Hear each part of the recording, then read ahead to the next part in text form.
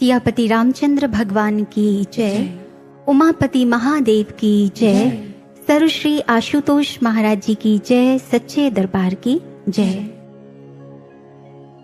एक भक्त ने जब अपने अंतर मन की व्यथा को मौन स्मृति के रूप में, मौन भावों के रूप में जब अंतर मन से प्रभु के श्री चरणों में अर्पित किया, तो मानो प्रत्युत्तर स्वरूप प्रभु ने कुछ पंक्तियों को उसके भीतर गुनगुना दिया हो। वो पंक्तियां हैं, जो कुछ भी तेरे दिल में है सब उसको खबर है, बंदे तेरे हर हाल पर मालिक की नजर है, खुद ही वो तेरी मुश्किल को आसान करेगा, जो तू नहीं कर पाया वो भगवान करेगा, वो भगवान करेगा।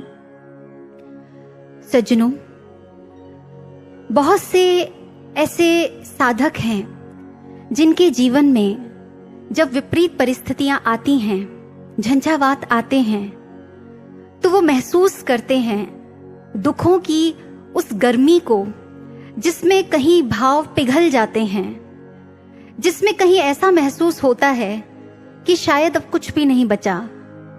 लेकिन भक्तों के साथ सबसे सुंदर घटना ऐसे में क्या घटित होती है, उनके भीतर ईश्वर से एक तारतम्य स्थापित हो जाता है। वो अंतर से ईश्वर से जुड़ जाते हैं, क्योंकि वो साधक भीतर से उस परम सत्ता का साक्षात्कार कर चुके हैं। वो जानते हैं जब कुछ अपने हाथ में नहीं होता, जब संसार में सब कुछ विपरीत होता है, तो बहरी मुखी होकर कुछ भी नहीं पाया जा सकता।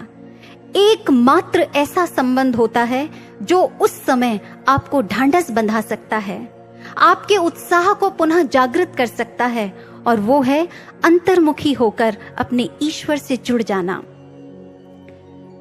ईश्वर से जुड़ जाने की इस प्रक्रिया में अक्सर कुछ ऐसे भी साधक होते हैं जिनके मन में ऐसे प्रश्न उठते हैं कि जब सब कुछ ठीक चल रहा होता है तो ऐसी परिस्थितियां बनती ही क्यों हैं, ऐसे झंझावात आते ही क्यों हैं, जिन्हें हम कहते हैं टेस्टिंग फेस, परीक्षाओं की घड़ी।